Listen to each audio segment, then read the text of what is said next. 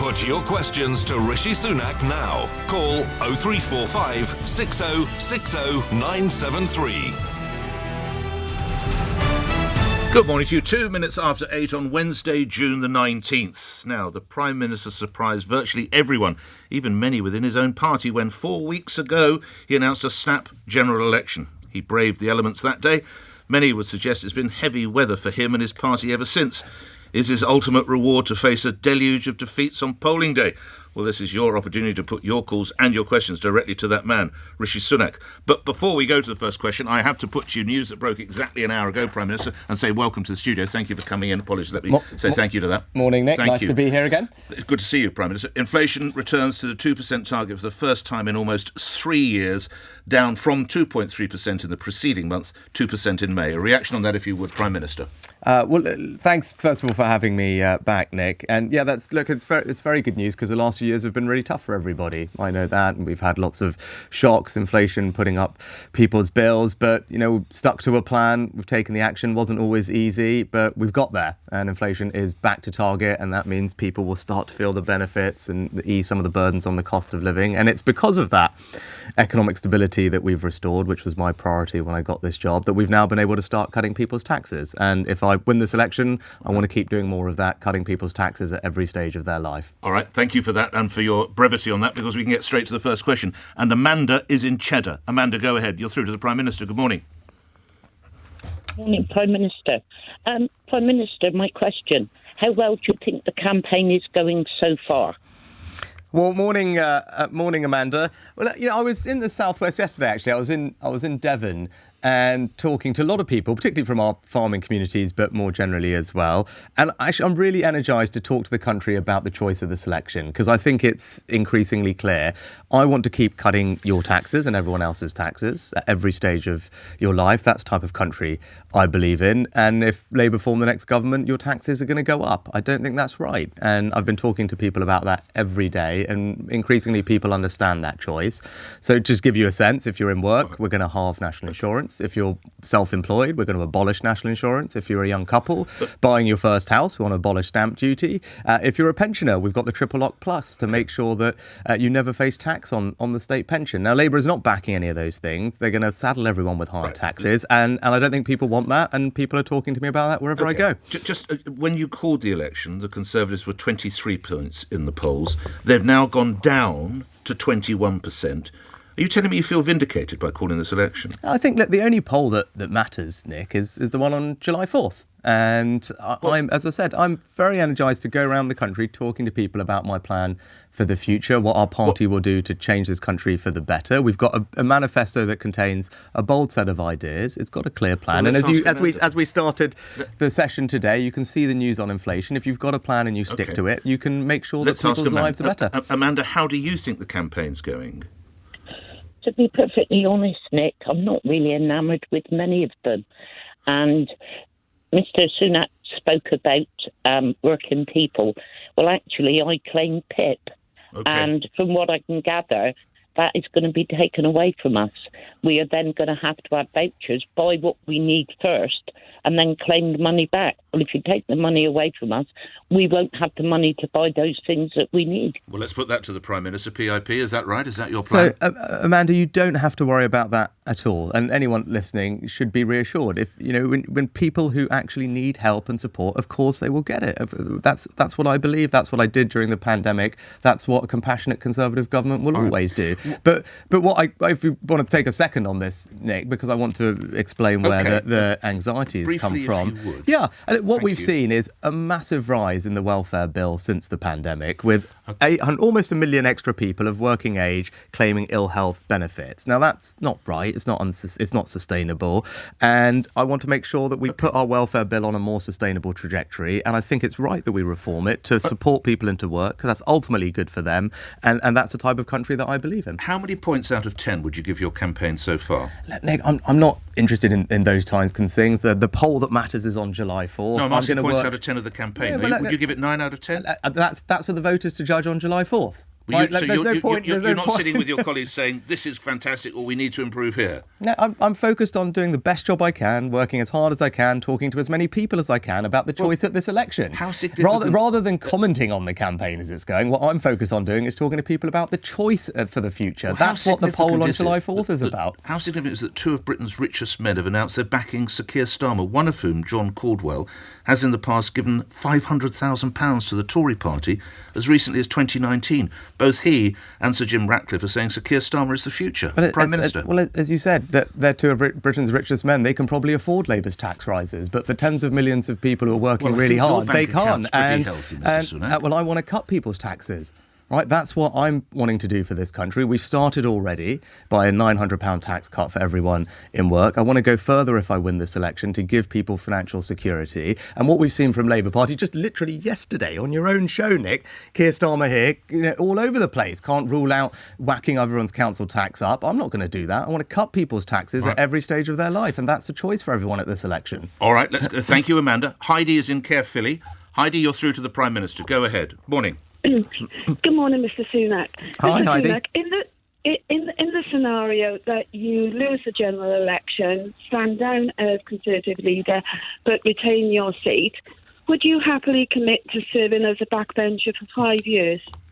Well, obviously I have to win first, and that's up to my constituents in Richmond, but I hope very much I have the chance to represent them for another parliament, and I love doing that job, and of course I'll do that. But look, Heidi, I'll be honest, I am focused on winning this election, of course. and that's what I'm spending every one of my days doing, talking to people across the country about the choice at this election. And I'll come back to it. That is what I'm focused on today, and we've set out a clear plan. And we're prepared to take the actions that are required to deliver a more secure future for you and your family, and that starts with cutting your taxes. Prime Minister, noting that you spoke to the Sunday Times about your faith, the concept of Dharma, so you are a Hindu and you're practicing Hindu, and I understand that one of the 4 tenets of Hinduism is that you are to be discouraged from lying.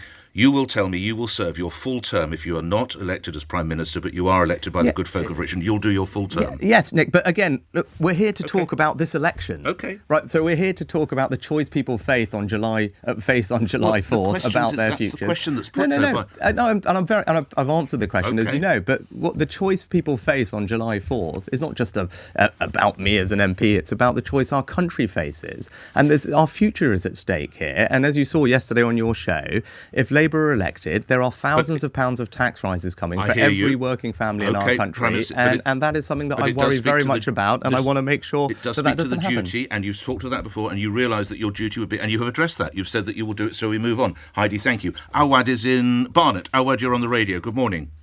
Hi, Rishi. I've got a question. With Suella Braverman saying that she'd welcome Nigel Farage into the Tory party with open arms, what are you going to do about the threat of reform entering the Tory party after the election, or corrupting it from within? Again, Awad, thanks for your question. I'm not focused on after the election. I'm focused on winning this election. And what I'd say is that there's one of two people who's going to be Prime Minister on July 5th. It's Keir Starmer or me. A vote for anyone else just makes it more likely that that Keir Starmer is in power, and that includes voting for Nigel Farage and reform.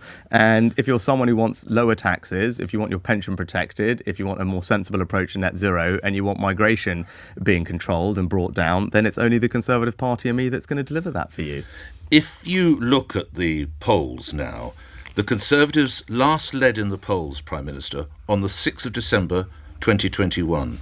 There's been a double-digit Labour lead since the 26th of September 2022. No one under the age of 35 has ever voted in a general election that hasn't returned a Conservative government of some sort. How has that gone away? I know you're going to say wait until July the 4th, but the figures all point that has gone away. How?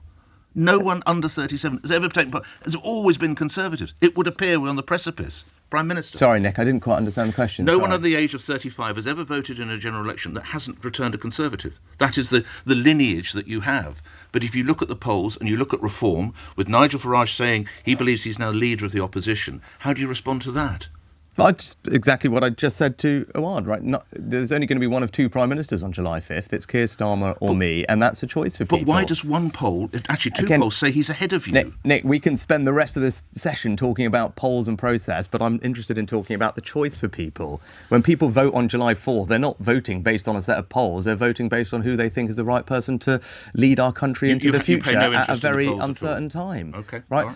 Nick, I've been on this show so many times with you over the past 2 years, and of course things have been difficult, but what people want to talk about are the issues. And actually, when I'm out and about across the country, as I was yesterday, day before, what people are talking to me about are the issues. They're talking to me about their taxes, about their pension, about making sure they have security. Let me take myself out of the equation. Awad, do you feel your question has been answered? No, not really. If I'm able to add more, Suella Braverman was your former Home Secretary. Are you going to take action against people in the Conservative Party who have said that they'd welcome Nigel Farage into the party? OK, can we get a direct answer to Awad's question on that? People will be entitled... Would you welcome Nigel Farage into the Conservative Party? No, I'm running against every other party in this election, so it's pretty clear. But I'm standing as leader of the Conservative Party. In the future, if reform comes up short and he was to have a Damascene conversion... I'm focused on winning this election. Okay. Right, that's the question for him. I'm focused on winning this election. I'm not interested in anybody else. All I'd say is a vote for anyone else, including reform, is just making it more likely that Keir Starmer's in number 10. So on all the issues that you care about, whether it's cutting migration, lowering taxes, protecting pensions, you're going to get literally the opposite of what you want if that happens. Prime Minister, would you welcome into the Tory fold in a year's time? No, I'm interested in winning this election. OK. Is there any point in me showing you the front page of the Financial Times? Tory hopefuls jockey for position, post-poll race to succeed Sunak? Again, you're going to focus on it. I'm focused. Well, I think you'd be a bit surprised, Nick, if I wasn't. I mean, we're in the middle of an election campaign. But when you're asked questions by listeners, I would suggest possibly a more fulsome response. But Prime Minister, you will respond in the way you see fit. Aggie is it. Thank you, Awad. Aggie is in Mitcham. Aggie, good morning. Morning, Prime Minister. My name's Ayagi. I'm 17. I just wanted to ask, why should I have to do national service and what do I gain from it?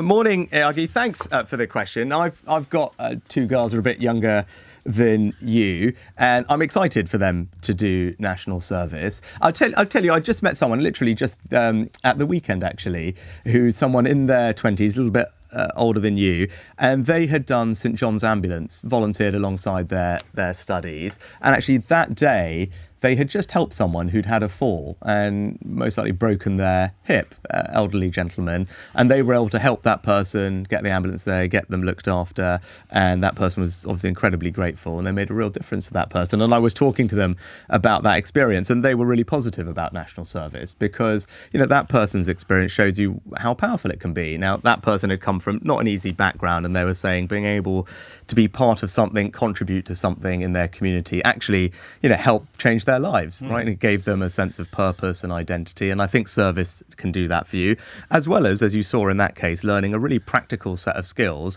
that have helped them and allowed them to help other people. Are your daughters excited about the possibility, Mr. Sunak? Yes, as I said, they're more excited about that than they were when I announced maths to 18. I can tell you that. What do you sense they would seek to do? Would they want to do actual... They're having that debate. I think I've got one of each at the moment. When you said one of each, one to do national service, one to do voluntary work, is that what you're saying? Because remember, you'll have a choice here, Aggie. So everyone will have a choice. And actually, a very small number of people will do the military component because it will be competitive and selective. And the vast majority of people will end up doing something more in the civic sector, as I said, like St John's Ambulance, helping elderly people. And as I said, I think it allows you to be part of something bigger than yourself, and that gives you meaning and purpose in life. You'll learn a set of practical skills that you will, I think, that will serve you well. And more generally, as a country, it will contribute to our resilience, which is a good thing too. Let's see if Aggie is sold. Aggie, your response to the Prime Minister? Well, I've actually been part of the combined cadet force for 2 years. Okay. Oh, fantastic! And, well done. Yeah, it was. How did you find that experience? How was it? What has it meant to you? How has it helped you? It was hard. It taught me discipline. Obviously, we were camping outside. It was very hard, But again, I think, like you said, it just teaches us resilience and, teamwork and all of that. A vote for that. Aggie, good luck with that. Thank you for your question. Thanks, Aggie. Have a good one. Ellen's in Bethnal Green. Ellen, you're through to the Prime Minister. Go ahead. Hiya. Good morning.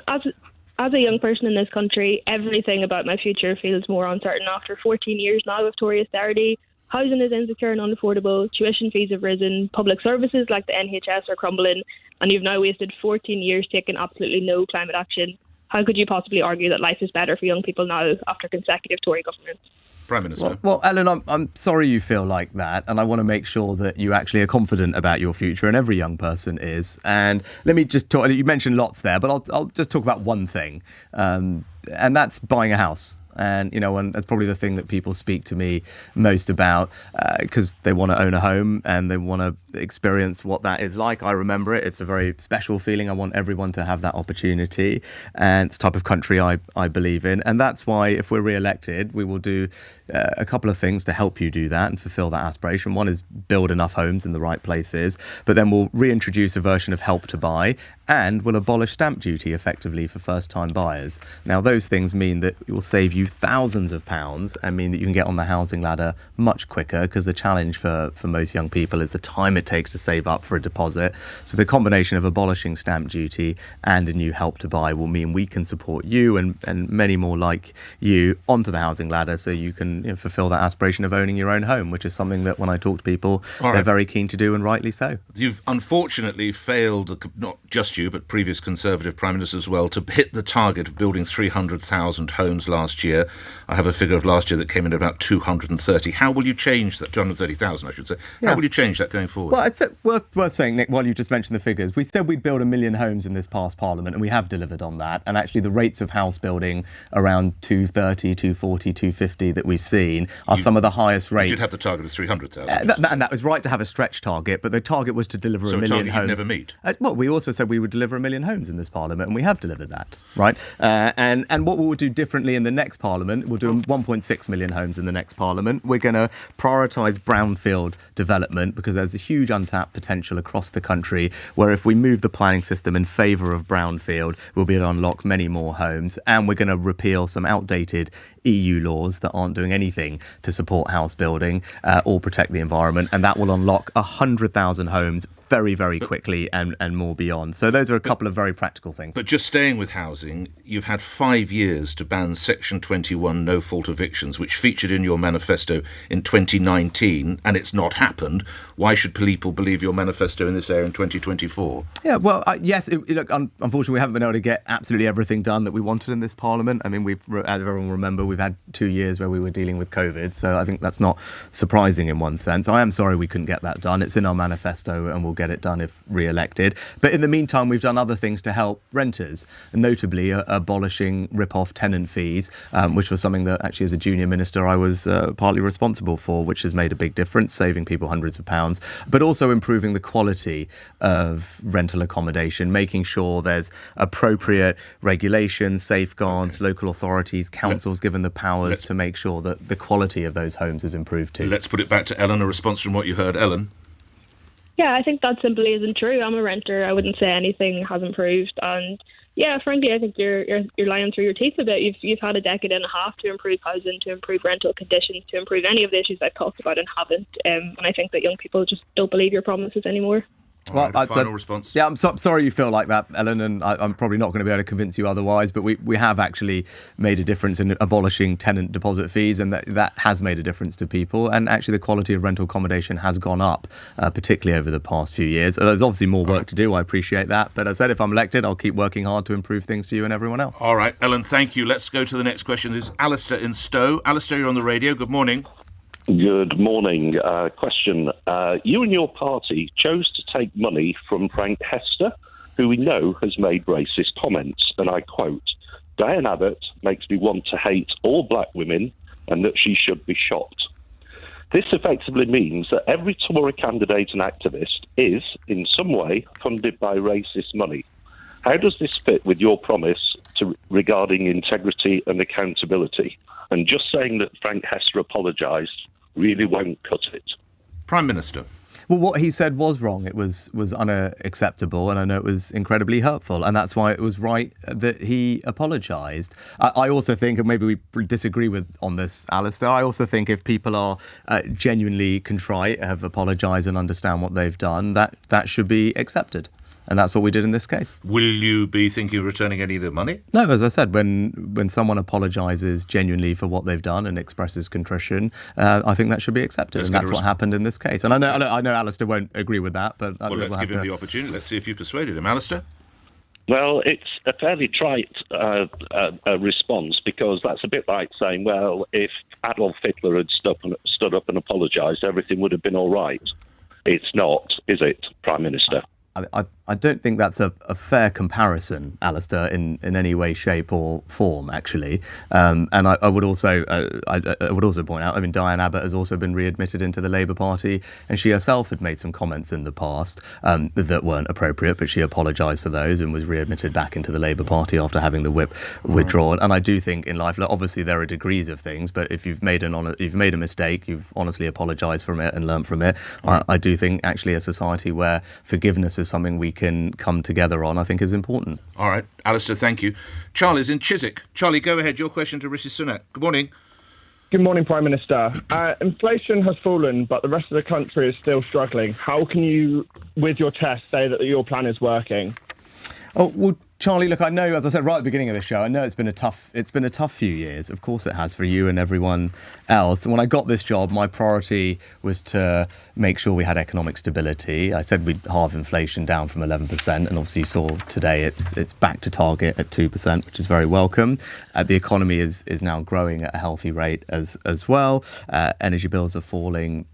Wages are rising, and the most important thing I can do for you and everyone else to give you that financial security is keep cutting your taxes. You work hard, everyone listening works hard, and I want that hard work to be rewarded. How concerned are you by the wage growth figures that they're increasing? 6% was the last figure that we have. Isn't that a possible damage it could cause to keeping inflation down, Prime Minister? Well, it's important that the government takes the actions that are necessary to keep borrowing under control, to have fiscal discipline, to help. But does wage growth worry you? Well, it depends if the wage growth is based on productivity growth, to get technical about it. And I don't want to preempt, obviously, Bank of England make our independent interest rate decisions. Sure. But what we have seen now is almost a year where wages have been rising ahead of prices at the same time as we're growing productivity. And when those things are happening together, that's healthy. But to just get back to Charlie's point, right before we get onto the kind of economics lesson, which I'm obviously very happy to do, Charlie's just really important, because we're at a point now where everyone has had to go through a lot, and I think people can see that the worst is behind us. Things have started to turn,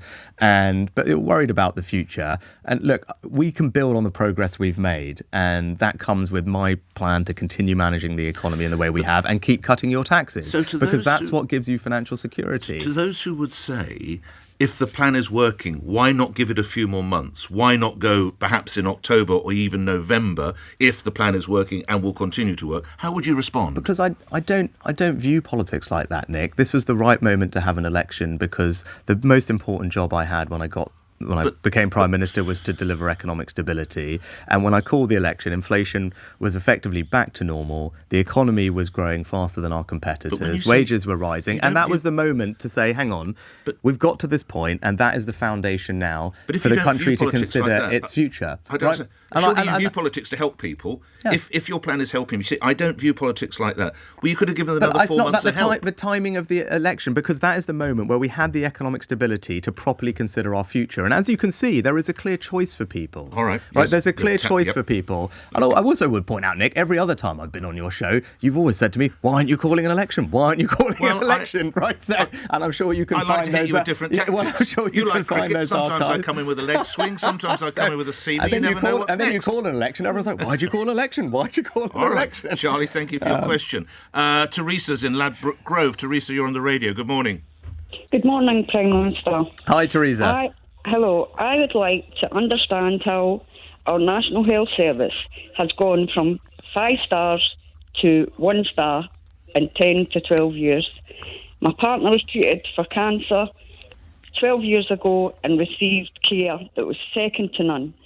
When I was diagnosed in 2021, the care has deteriorated. It's so bad I'm frightened. Teresa, to be what is your admitted condition? into I'm sorry to talk over you. Breast cancer. Thank you. Go on. Breast cancer. Okay, go on. Yep.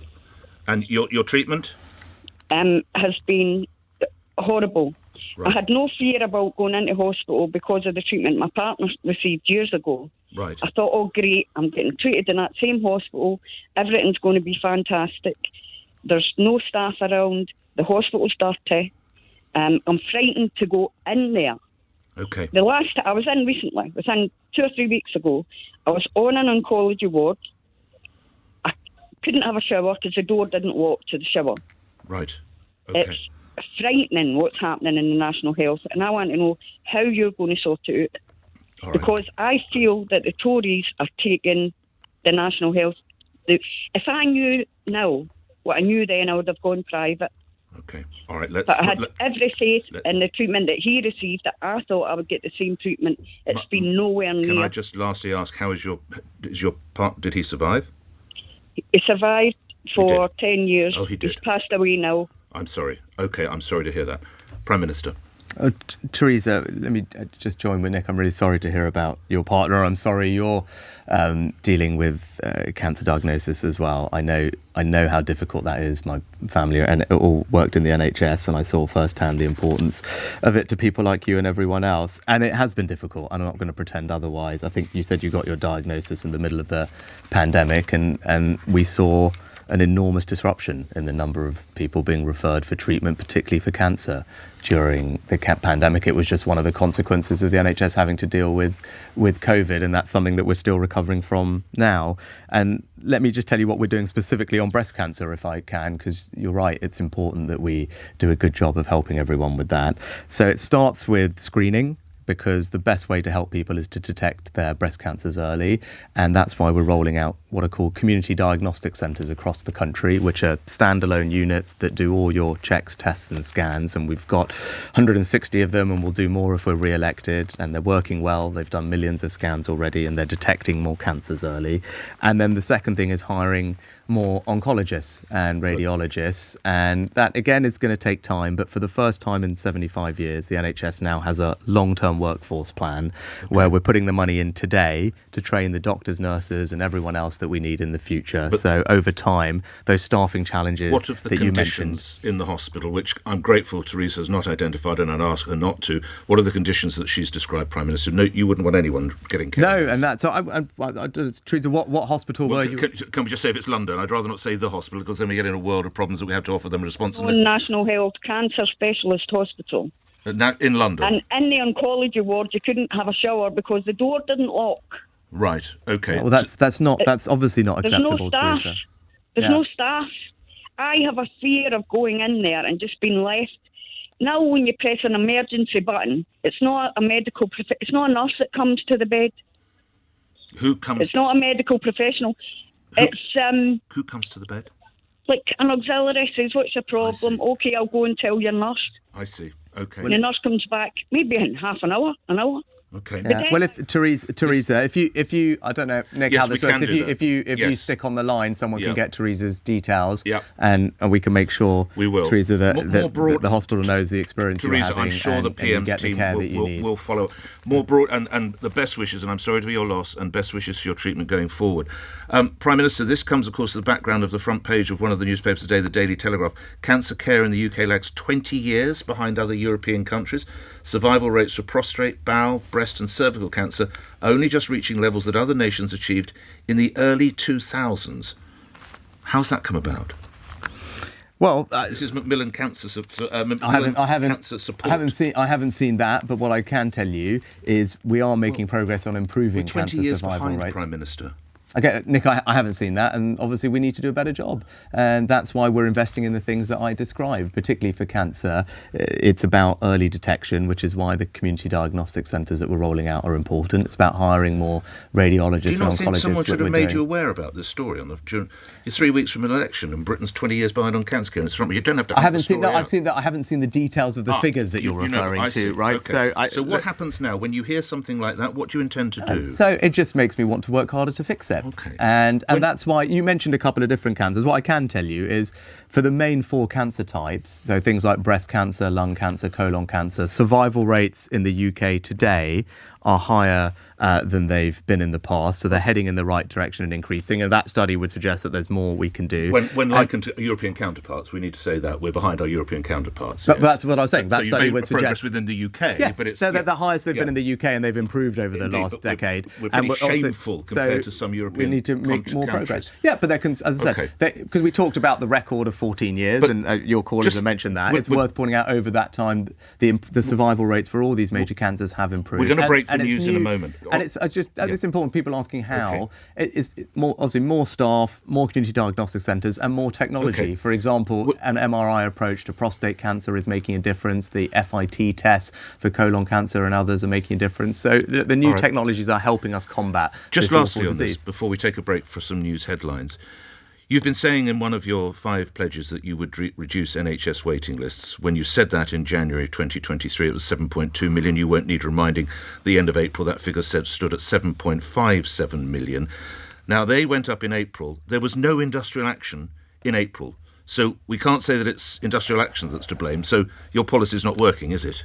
No, we haven't made as much progress on waiting lists as I would have liked, and I think we discussed that when I was last on your show. They are now coming down overall, though. Look, there will always be month-to-month variation, but they peaked at just under 8 million, so they've come down since then, and I'm confident they will keep coming down over time. Same, we've talked about inflation. Reduced, of course. We talked about inflation today. Inflation didn't come down in a straight line, and there were lots of periods during that journey from 11% down. But why is so stubborn, Prime Minister?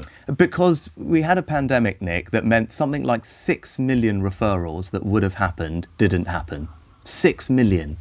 Right, and look, with the best will in the world, that is not going to be resolved overnight. As all of those people come back to the NHS to get that treatment, that's the scale of what happened during the pandemic. Right, 6 million referrals did not happen, and it is going to just take the time to bring them down. And actually, look, I will say, an enormous thank you to everyone in the NHS, because right now the NHS is doing more. It's conducting more treatments, operations, appointments than it's ever done in its history. So it's working harder than it ever has to treat as many people as possible. But we are just grappling with this backlog of missed appointments that is going to take some time to work through. Let's pause for more questions to come in. There's actually no lines in the building, but we can always get them via email and text. It's 8:33 LBC News Headlines, read by Thomas Watts. Rishi Sunak has insisted he remains energised despite the Conservatives' position in the polls. I am focused on winning this election, of course. and that's what I'm spending every one of my days doing, talking to people across the country about the choice at this election. But the Prime Minister's also told LBC he would serve another 5 years as an MP if he loses the election.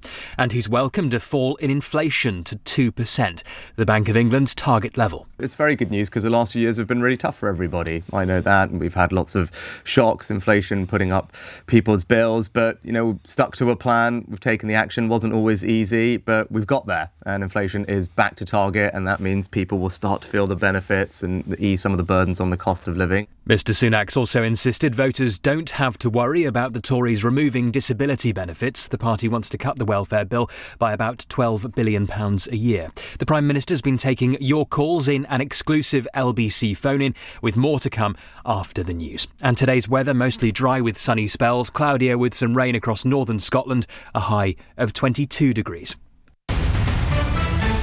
This week on LBC. This is Keir Starmer. Rishi Sunak on LBC. Only LBC lets you question the next PM. Prime Minister. Morning, Amanda. How well do you think the campaign is going so far? Hi, Sika. Hi, Matthew. Talk to you again on LBC. Morning, Prime Minister.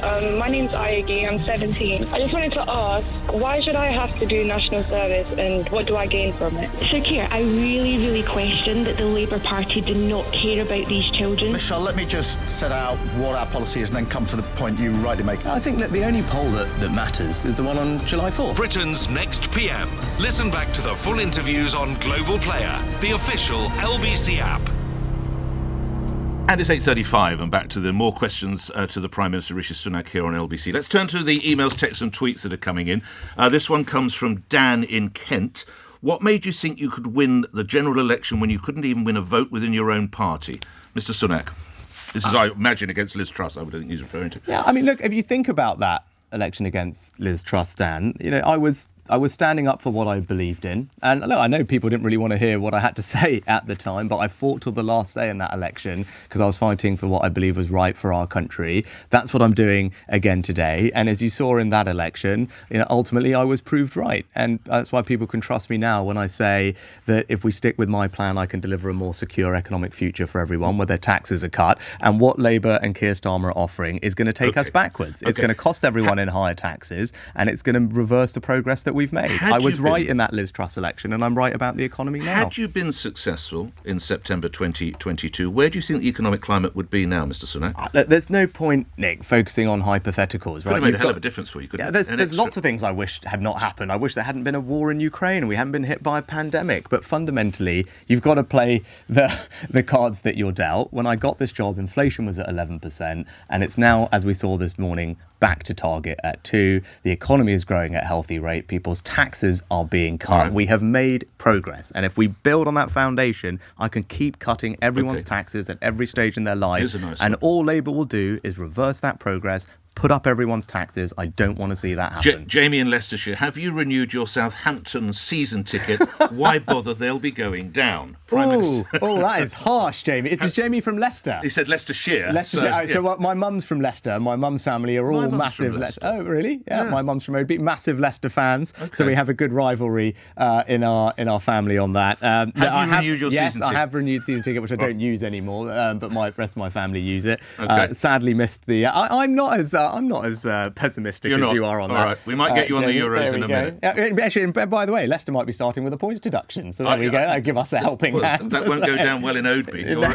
Your relatives... my uncles will not be, if they're listening, will not be happy about that. All right, let's go to some more questions. Let's go to Harry in Durham. Harry, you're on the radio. Thank you. Go ahead with your question. Prime Minister, given the historical precedent of Prime Ministers using their resignation honours list to pack the House of Lords of allies and to repay favours, how can you ensure that your list will not follow this trend and instead promote individuals with lived experience, integrity and dedication to public service, such as Alan Bates and Harvey Procter, to help restore trust in our institutions? Well, Harry, that's a very interesting question. Thank you for that. Look, I think it is broadly, I broadly agree with you, right? I think actually when it comes to the House of Lords, one of the things that it benefits from is people who have all the backgrounds that you described. And that's why we have actually an independent committee that vets all the appointments. And I've always followed their recommendations in the past, and that's in my track record is one where I've been asked about that, and I've always followed their recommendations, and they vet candidates in that way, so that you can be assured of, and there also are ability for crossbenchers to be appointed through that process, which again, as I've done in the past, and I'm not going to speculate on the future, but again, those are people who just bring an experience and an expertise into the House of Lords, which is why it's actually plays a very important role in our constitution when people like that are able to contribute. OK, Harry, thank you for that. Paul in Manchester. Paul, you're through to the Prime Minister. Go ahead. Hello, Nick and Rishi. Hi, Paul.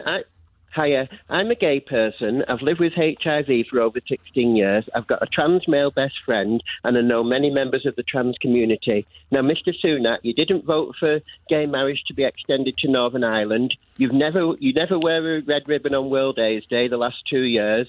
And also, you behave disgracefully when it comes to the trans community. And also, you behave disgracefully the day Brianna Jay's mum came to Parliament. So is it fair to say that you're anti-LGBT rights, that you don't care about the HIV cause, and that you're obsessed with divisive culture wars? Personally, I think you've become a pound shop Nigel Farage, and you're not succeeding. Well, Paul, I'm very sorry to hear that you feel that way. First of all, I'm sorry that you've been grappling with HIV as well. I know that's not easy, and all I'd say is that look, I don't believe that at all, and I care very much about making sure that people, whatever their backgrounds, are respected and treated with compassion and sensitivity. That's the type of country and society we are. It was a Conservative government that introduced same-sex marriage, you'll remember, which, had I been in Parliament, of course, I would have supported at the time. Is it true you don't wear an AIDS ribbon, Prime Minister? I think that's a more general thing, that I don't tend to have ribbons on for any of these things. Why would that be? was just because I don't have them on any day. Because almost every day there is something that you could wear a ribbon wear for. a poppy, I assume. That is the one thing that I do wear. I see. Yeah, but I tend to think, because if you get into that, especially in my role, if there's a day where someone is wearing something that you don't happen to wear. So if I was to trawl through pictures of you, I won't see you wearing a button of any other sort. I don't think you will see a button of me wearing any sort, because precisely for that reason, because I don't want to say that some causes are more important than others. Poppies are different because we always had a long tradition of poppies in our country and wearing a poppy. Yes. But I don't want anyone to ever feel offended because I didn't happen to wear their particular cause on a given day. But when it comes to the, are you a friend to the LGBTQ? Yes, of course I am. As I said, I would have happily and proudly supported same-sex marriage had I been in Parliament at the time. But actually, if I can answer this specific point on trans, Paul, and we may look again, Paul. We may just disagree on this, right? And I do believe, and I've said repeatedly, that everyone should be treated with compassion and with sensitivity, whatever their background and whatever their personal choices are in life. And at the same time, I do think it is reasonable to say, when it comes to same-sex spaces and women's rights, that those should be protected. And that's why I think when it comes to the Equalities Act, it does need to be reformed, as independent experts have also advised, so that sex is legally defined as biological sex, because that allows providers to protect female spaces and to protect women's rights. I do think that's important, and we can do that at the same time as showing compassion and sensitivity. Did you show for too everyone. much levity when Brianna Jay's mother was in the No, house? because I was making a very separate point about Keir Starmer's track record on this issue, which, like on everything else, he just changes his mind and goes from one position to another, and you don't know what he stands for, and I think it's entirely reasonable to point that out. All right. Paul, a quick response from you of what you've heard. Well, basically, Rishi Sunak was in Parliament when gay marriage got extended to Northern Ireland, and he didn't vote for it, so he's actually not telling the truth there. Right. You didn't vote for gay marriage to be extended to Northern Ireland. Why is that in 2019? Prime Minister. Paul, I don't know where exactly I was on that particular day, but if I was... if you had the opportunity now... I think there's a very specific. I said, I don't know why I wasn't there on that particular day. But if you had the opportunity to vote now, you would vote to extend. I believe in same-sex marriage. Of course, I do. Yeah. Okay. Now there is always a very specific issue, and I can't remember the circumstances of that vote. When it comes to Northern Ireland, there's obviously sometimes there's a constitutional question about Northern Ireland and Westminster voting on things that concern Northern Ireland, and that's the challenge we've had in Northern Ireland, because there hasn't been a devolved government up and running to make those decisions for the people in Northern Ireland, their own representatives. But that's why I worked very hard to restore the elected government in Northern Ireland. I'm proud that we've managed to achieve that, because ultimately decisions should be made by people's own elected politicians, and that's what I want for Northern Ireland, and that is now possible again. All right. Well, we have taken some questions via emails as well, and here's a taped question, a voicemail from Fegan Murray. Fegan Murray is the mother of Martin Hett, who, of course, you will recall, sadly was one of the victims of the Manchester Arena attack in 2017. Hello, Prime Minister. This is Fegan Murray, here, the mother of Martin Hett, who was killed in the Manchester Arena terror attack. Remember me, I walked from Manchester to London last month to meet you. You have put in your manifesto that Martin's Law is a priority. I don't know what you mean by that, because you promised me 18 months ago in a phone call on what would have been Martin's 35th birthday that you're going to really hurry up with Martin's Law, and you're very committed to it. And there has been nothing since then. So what exactly do you mean by prioritising? Can you please put a number, a figure to it in terms of how many months that's going to still be? That would be really good. Thank you. Prime Minister. Well, it's very not. Fegan's, that's recorded. Fegan's not on. Yeah, yes. Well, it's she nice. was unable to be with us. She No. emailed, was unable to be with Yeah, us. no, it was nice to hear from Fegan, who I did speak to, Indeed, as she referenced a references while ago, and I saw her just a few weeks ago in Parliament, and awful what happened to her son and everyone else impacted in Manchester, and that's why I am committed to bringing in Martin's Law. What we've spent the time over the last year doing is the consultation process, because obviously when you bring a new law in that impacts thousands and thousands of premises, you need to do that and make sure it's effective, and we've done that work. And as I committed to Fegan when I said to her, it would be in this Parliament, and if I'm Prime re-elected, Minister. I said it would be before summer recess, and that I will deliver on that commitment. Because if we're re-elected, the Parliament will reform at the beginning of July, and we'll be able to introduce the legislation told the before mother it would summer happen, recess. Before summer recess is what I told Fegan, and that will still be the case. Yes, but why weren't you able to get it through in the last knockings of the Parliament? When I saw Fegan, because it hadn't passed enough parliamentary stages, because the technical consultation work has just been completed. Do you feel you've let her down? As I said to Fegan, I said very clearly I would introduce the legislation before summer recess, and I will deliver on that commitment. But do you feel you've let her down now, as a grieving mum, that you didn't get it through?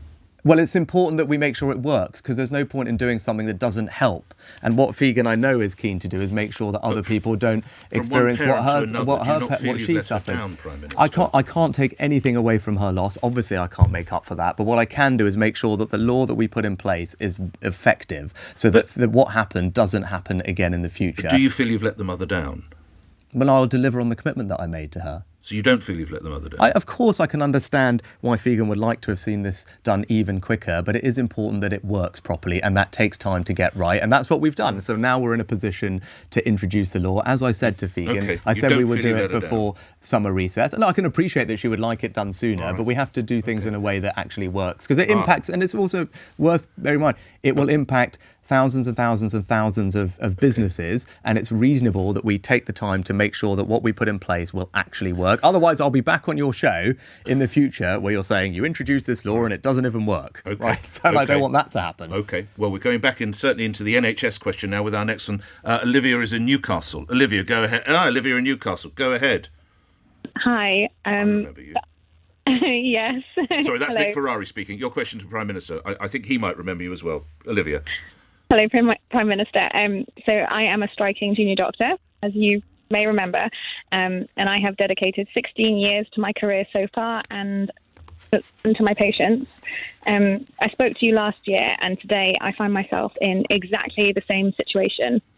Why do you think we failed to make any progress? Well, Olivia, first of all, you spoke to Olivia, if you recall, when you were in here last time, and you said you do recall. OK, just to remind you, Prime Minister, go ahead. I mean, I don't remember the specifics, but I do remember that Olivia called. You hinted that industrial action wasn't helping in trying to get the waiting list down. Just to give you the sort of overview. Olivia, thanks for your commitment to the NHS, and thanks for all the hard work. And look, it's been frustrating not to have been able to find a resolution with your union, and I very much hope that we can. And we have now found a resolution with, I think, every other part of the NHS workforce. I think we got the news yesterday, as you would have seen, that the SAS doctors also have accepted the government's offer, coming on the back of the consultants accepting the government's offer, coming on the back of the 1 million Agenda for Change NHS workers accepting the government's offer a year ago or so. So look, we found resolution with every other part of the NHS workforce. That's really positive, and I'm grateful to everyone for working with us in a constructive manner. The only part of the workforce we haven't been able to do that with are the junior doctors, and I very much hope if I'm re-elected I can sit down again with your union and find a way through. But as we discussed before, these things have to be done in a way that's fair and affordable, and we've done that everywhere else, and I hope that we can do that with your union representatives too. Let's get Olivia back in a response, if you would, Olivia. How's the situation changed since you last spoke with the PM? I mean, I'm not sure what we just said was entirely true, because you're still technically going to be in dispute with nurses. They didn't accept the contract that they didn't accept what was offered to them. They just didn't reach the ballots that they needed to continue strike action. And to be honest, I think, speaking to nurses on the shop floor, I think you're going to have that problem in the future if they do reballot. GPs are also currently balloting at the moment. Locally employed doctors haven't had anything yet either. The junior doctors aren't the only people in the workforce that are still in dispute or unhappy, but that is a line that I've definitely heard many times before. Look, the reality is the Agenda for Change workforce settled with the government, and I'm very grateful to them. And I know not everyone in that might have been perfectly happy with the deals, and in these situations I think probably nobody leaves perfectly happy, so I understand that, but that's the reality. Ditto with the consultants and with the specialty SAS doctors. So it really is the junior doctors, and as most people will know, they've asked for a 35% pay rise. I don't think that's reasonable, I don't think that's fair, and I don't want to put up everyone's taxes to pay for it. Thank you for that, Olivia. As we're talking about the NHS, in conjunction with the global podcast The News Agents, the polling company More in Common asked 2,500 people the following question. Both Sir Keir Starmer and Rishi Sunak often talk about their family connections with the NHS. If you had to choose, who would you prefer to have as your GP? 60% went for Dr. Starmer, 40% went for Dr. Sunak. Why would that be, do you imagine? I think that'd be a great disappointment to my former GP dad. Although having said that, I always spent more of my time growing up working for my mum in the pharmacy. So maybe if you'd ask the question as who would you rather have as your pharmacist? All right, lastly we asked who would you rather have as your lawyer? And that would be Lord Chief Justice Starmer, 66%, Lord Chief Justice Sunak, 34%. Why would those popularity ratings be against you? Prime Minister? Well, again, the job I'm going for is to be this country's Prime Minister. And I think what you need from your Prime Minister is someone who has the courage of their convictions, who's willing to stick with them and to take bold action, even when it's difficult. Okay. And that's what you'll get from me. And look, I know we're almost done with this interview, Nick. We're getting another 5 minutes or so. Yeah, I mean, we haven't talked at all about migration. We haven't talked at all about security. And I've just got back from the G7 and the Ukraine Peace Summit. We're living in the most uncertain time that our country has seen. I've made the bold decision to increase defence spending, hasn't been matched by Keir Starmer, and that really worries me. And you talk about leadership, the job of Prime Minister, first and foremost, is about keeping the country safe, right? And that's a clear choice at this election. I have the email question here. This is from Rachel in Bexley. Why has Rishi Sunak failed with the hugely expensive Rwanda plan? No one has gone there. Prime Minister. This is obviously the small boats issue that you were addressing there. Yeah, and you've got no one there, and I understand it could cost him in the region of £300 million. That's the choice at this election. If you care about stopping the boats, I'm the only one who's got a plan to do it. Now, we've got over the last 12 months, the numbers are down. It shows you can make progress. But the only way to fully solve this issue... The first quarter were the highest ever of this year. Again, numbers are up and down, but over 12 months, the numbers are down by a significant amount. Now, the only way to fully solve this issue is to have a deterrent, so that if people come to our country illegally, they won't get to stay. And what I'd say to everybody is, when I was making my first speech on that, I said, where we lead, others will follow. What we've now seen is multiple other European countries agree with our approach. The only person who doesn't is Keir Starmer. He'll release everyone we've detained, cancel the flights, NHS waiting lists would drop. And that just means we'll become the soft touch of Europe. But you haven't stopped the... It's interesting, you'll quote numbers there, but you won't quote numbers in polls, will you? You'll happily quote numbers as regards migration or NHS testing, but when I try and quote numbers regarding polls, you won't engage with that, will you? No, because we're about to have a general election. The polls are just an indication of a general election, and I want to make sure we focus on the actual vote. Shane's in Pontypridd. Shane, but on this migration question, Nick, there is a real choice at this election. You have said that. Yeah, yes, no, because look, I care deeply about fixing this issue because I think it's unfair. The only way to do that is to have a deterrent, so that if people come, they can't stay. Now, I've got a plan to deliver that. The Labour Party don't. They will release everyone, cancel the flights. It hasn't worked to date. It's failed to date. But elections are about the future. Elections have consequences. But why weren't you able to get someone on the plane earlier? Because it's taken the time to get the legislation through Parliament, and the Labour Party blocked it at every turn. We're coming to the last couple of minutes. Shane? Yes, good morning, Hi, Prime Minister. Hi, I'd like to ask you about food banks. So currently we have 3 million people using food banks. In 2010, there were 35 food banks, and today it stands at nearly 1,200. This affects every single person in the UK. I work in the health service. I work with children who are suffering daily. They aren't able to eat. They're expected to go to secondary school, primary school with hardly any food. It affects the health service because we have poorly children who are unable to get the nutrition that they require. How, as a Prime Minister who is richer than the King, can relate to any of our needs and struggles? Prime Minister. Sophie, when it comes to food banks, I'm always incredibly grateful to everyone who supports them and make sure that they have the resources they need and the donations and volunteers at them, because they provide a really important service and support to so many vulnerable people across our country. But what does it say about the state of the country that we have so many now? This explosion to 1,200, Prime Minister. And I want to get the number down, and that's why this election is about building people's financial security. But how have we got to this situation now? And so if you would have seen, and everyone would have seen what I did during the pandemic when we went through a tough time, I made sure that we did provide an enormous amount of support to everyone to get through that, particularly the most vulnerable. That's what you'll get from me. I'll always have people's backs in tough time. And the best way to do that going forward is to have a country and economy where people have... to 1,200, Prime Minister. Where people have good jobs, where those jobs are well paid. Well, the number has gone to 1,200, Prime Minister. And I'd like to bring the number down. Well, how will... I'd like to bring the number down, Nick. All right. Okay. So, I mean, you're sighing, but what else would you expect me to say? Right? Practical measures as to how you bring them down. Well, that's what I was talking about. The practical measures to help Sophie, people. The practical measures. Well, can I answer the question? The practical measures. The practical measures to help people are to make sure that they have good jobs, that pay them well. That means and that their taxes are cut so they can keep more of their hard-earned money, and that is the best way to build financial security for people. Sophie, your reaction to what you heard? Prime Minister, I think it's an absolute lie that you supported people during COVID. I supported food banks myself, but with a mortgage increase of £700 a month as a health professional, I'm going to struggle to help other people. Right. I don't think that you understand what it's like to be on the shop floor, so to speak. You're richer than the king. I don't believe that you understand how hard it is for people to support food banks. Okay. We need investment and we need the foods to come down in price. And well, not even the Prime Minister, except he doesn't control food prices. Do you accept you're rich, Prime Minister? Yeah, yes, but I didn't. I'm very fortunate in my life. I have been, right, and I think that's the type. I'm not going to apologise for that because my parents worked really hard to give me and my brother and sister a good life. Ordinary folk, is it a hindrance? I think people can see my actions. Final question. So I want to make sure I can cut people's taxes. Okay. Everything that Sophie just described would be made worse if Labour were in power and put up everyone's taxes by £2,000. Nothing that Sophie described would be better if she and everyone else was paying more taxes. Please, if I can get the final question, Alex in Aldershot. Alex, your question.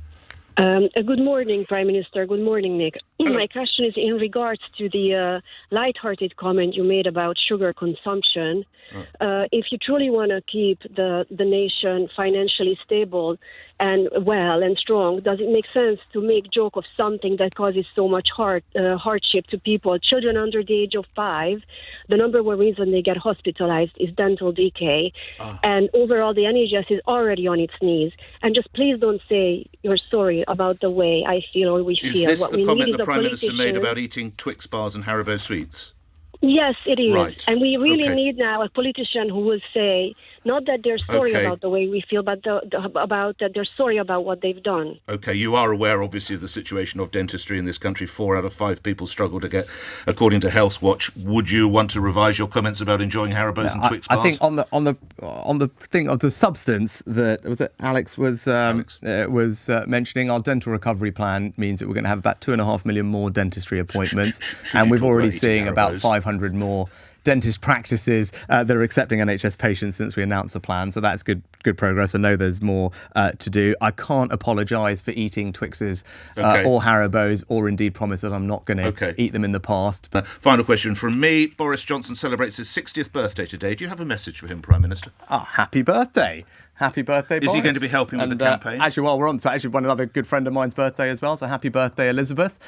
She shares a birthday with Boris. So I hope he's having a good day. It's been great having him supporting the Conservative Party. He's been endorsing lots of candidates with videos and letters, and that's really great. And I know it'll make a big difference. And also every week, as people can read in the Daily Mail, he's very much pointing out the risks of what a Keir Starmer government would do to this country. Lastly, I asked Keir Starmer if there's anything he admired about you as his final question yesterday, and he said there was, that you'd been extraordinarily generous in briefings about Ukraine. From the moment that you got the job, you phoned him that day when you were incredibly busy. You were behind the clock, but you made a point of ringing him and saying that you would work together on issues such as Ukraine. He paid testament to your generosity of spirit.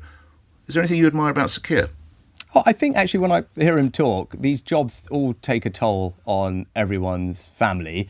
And I think he does a very good job of balancing, family life and work life, and making sure that he prioritises that and makes time for it. And I think when you hear him talk about that, that's a nice thing. Prime Minister Rishi Sunak, thank you. Now, as the general election coverage continues here with Nick Ferrari at breakfast, we've already heard from Reform's Nigel Farage, Labour's Sir Keir Starmer, and obviously the PM. We'll also hear from Ed Davey for the Liberal Democrats, as well as key voices from Plaid, the SNP and the Green Party. Full list of all party leaders, go to lbc.co.uk/candidates. 1 minute after 9, LBC News is next.